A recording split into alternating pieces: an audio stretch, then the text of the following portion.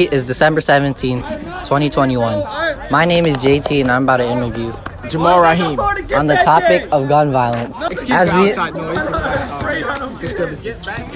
As you know, gun violence has affected a lot of communities across the world. Jamaal, our guest, is here to talk about how gun violence has affected him. Yeah, so How has gun violence affected you personally? me personally, okay, so that's a good question. So I have gun violence has affected me personally. I live in North Philly, like Olney section, so I'm very familiar with gun violence. For me personally, I've had a couple of guns pointed at me before my. I know a lot about it. I've been very familiar with it. Yeah, how has the location of where you live affected you personally? Yeah, okay, that's a good question. So, because I live in an area, well, let me put it down. So I live in an area where a lot of, gun violence and urbanized communities, I don't really know how to say it, without sounding like a bigot. But, just where I live in the area, the quote-unquote hood. So, it's just like a lot more action happens, a lot more violence happens in those urbanized cultures, those urbanized areas. Familiar, associated, commonly, yeah. How do you think gun violence can be solved? Oh, okay. I actually, I've joined multiple clubs that work to stop gun violence because, I'm familiar with it. So, one thing that I think, one good way to stop it or combat it is obviously stricter gun laws. Everybody knows that. But there's also just getting the youth out of the streets. Because if you keep the youth involved in the cycle of gun violence, it's just going to keep, getting bigger and bigger. So I think having programs that keep kids out of the streets, just making sure the kids don't get exposed to that kind of lifestyle would really help combat it. And also making it harder to get guns would combat it as well. A lot of people would argue that by adding stricter gun laws, we would be able to change how gun violence has affected our younger generations in our communities. Right. But there will be ways for people to smuggle in weapons without the authorities' knowledge. So, I know what you're gonna say. So it's like drugs, right? Drugs are illegal, drugs are banned, but there's plenty of drugs in the world. The thing with gun violence is you're not gonna stop guns from coming in. You're not gonna stop guns from being there if you just make it illegal. But what you can try to do, because America is one of the biggest countries in the world, you're not going to stop every gun. But what you can try to do is just make it harder to get a license and have stricter laws for people who are carrying unlicensed weapons or definitely selling or, dealing weapons and firearms like that without a proper gun license.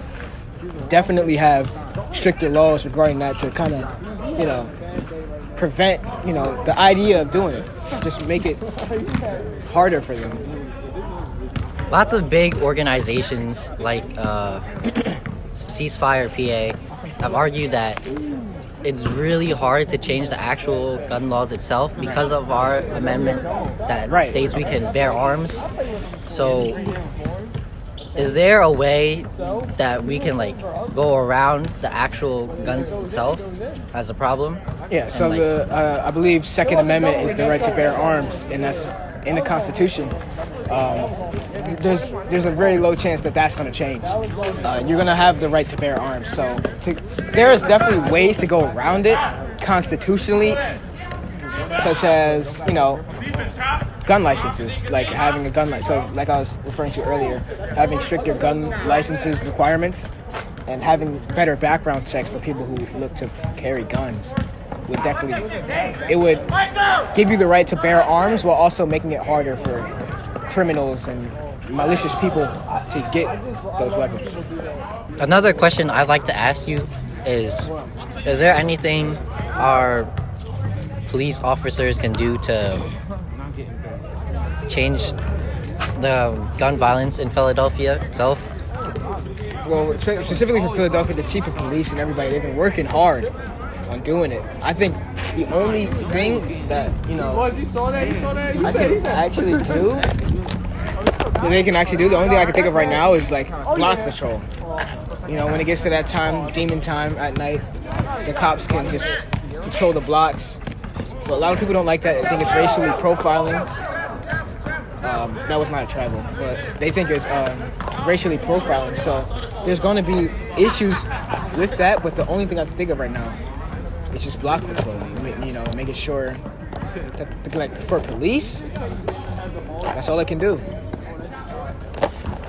Some people would argue that having block patrol would cause more altercations with the people itself and the police officers because of how America is right now. How do you think we can change that so that this wouldn't be an issue when we work on decreasing the amounts of gun violence in Philadelphia? I mean, at the end of the day, you know, there's tension between cops, specifically white cops and black people. You know, there's just tension that's been there. It's been there since Rodney King, maybe even Rosa Parks. You know, it's just been there forever. You know, so an ideology that's been built, you know, that's been believed for so long it's not going to change like that. But you know, just letting the cops, if we get the right cops to make these people, like, if we can get, I don't want to say their trust, but like if we can form a bond between the cops and the people that live there, I think that'll be a good way to, so like, because people that live in those neighborhoods are not dumb. They know that the gun violence is how it is, and they know that the cops will stop it. There's smart people in there. But at the end of the day, you know, the way they're raised, the way everything, you know, has been going on in the last 50 years. Yeah, I understand where you're coming from because places there, I think Camden was an example how they improved their relationships with the police to just improve the community overall to decrease the violence. Right, exactly. So Camden is changing. Camden is not as bad as it used to be. It's still a terrible. I won't say that, but you know, it's still got its problems. But it's not as bad as it used to be. It's definitely gotten better. So, I mean, we can use Camden as an example of how Philly can get better if we just build a stronger bond between those civilians and those cops. You know. Yeah. Also, as you know, Kyle Rittenhouse. Oh my God. He's been free, even though he has taken lives of a couple people with an assault rifle. Yes, literally, semi-auto or something. And how do you think him walking free affects how people view guns and think it's safe to carry guns around and killing people without any? So one thing I've been hearing from the people that are upset about the case is like, just the magnitude of the gun that he had carrying around like he was some kind of anti-hero, which is ridiculous. I think it's ridiculous personally that he can just carry that around. I think those kind of guns should be, those heavy firearms like that are just, I don't know. But they said he was not guilty because of self-defense. Oh, man, I don't know. But I could see like people thinking that guns, those certain kind of weapons should be banned. And I don't blame them. The gun he had was not something you should bring out the house. You know, if you're bringing that gun out the house with the intent to hurt someone, that, you know, you should want to protect yourself. But not with a gun like that. So I understand how people would think that it's just too much. It's over. You know, it's just, I don't know. I don't really know how to explain it. Yeah, I see where you're coming from with the, like, there's lots of youth recently who have, like, been posting on social media their weapons, showing it off. Like the school shooter in that one John. Detroit? Or Michigan? Yeah, Michigan, I think. And he was flaunting his gun around on social media before he went on his killing. Like, do you think that the authorities should keep a close eye on what teens are posting in the community? Yeah, that's a good question. This thing is common. It's more common than you think. Obviously, school shootings are terrible. My friend actually went to that school. He's older than me. I don't remember if he was that strong. He wasn't affected, but he said, "Let's see how much body." He went to that school. He went first. He and took 12 from my brother. It's crazy. You know, a lot of school shooters post their guns. They post their plans on social media. They do all this stuff for attention. And I think it needs to be taken more seriously. Obviously, it's like, oh, he'll never do that. And he doesn't. You know, Palumbo just had the TikTok. Where I don't know if it was a Bonta or a school shooter thing. But people say that, you know, they take it seriously, but not one cop was outside of our school. You know, I think it should be a no tolerance thing. If you do that, you should be arrested for conspiracy to commit a terroristic crime. Because school shooting is a terrorist. I don't care what anybody says. If you're a school shooter, you're a terrorist. Yeah, I agree with you. I got punched in the face for that. So yeah, no, it should be absolutely zero tolerance for stuff like that. It's a bad example. It's just America's the only country. I can say this confidently. America's the only country where school shootings are like, oh, another school shooting happened, and then it's just after a week, it's like, oh, prayers up to people that died. After a week, it's just, oh, nothing else, you know. So I think if we just can stop the little things, if we can stop it at the source, which is usually social media, who knows? Who knows? So recently, there have been cases where children, infants, and really, really young children have been caught in crossfires of bullets. There's one recently, I think in Southwest Philly. Who would have guessed? Yeah, somewhere, no, a high school football game where they were being shot at. Even the police were there to patrol, but that didn't stop the shootings, and many of these just the same thing repeated over and over again. But there's nothing that we do to stop it. Like, it's gonna keep happening. What do you think about that? Yeah, my friend was at that game. He was playing, losing badly. But yeah, my friend was at that game. He said, it was just really hectic. South Philly, Southwest. It's just terrible. Like, the people that get caught in the crossfires. And when you said that the cops were there and they don't care, like, if you're pulling the trigger, you don't care. You already don't care. So that's the thing I was thinking about when I said that block patrol. Like, if somebody is willing to end someone else's life, I doubt they care about the repercussions. At least because most of these people that they're killing now is starting to become younger kids, but it's still adults, and they have the ability to process and think about the consequences of their actions, and most of the time they just don't care.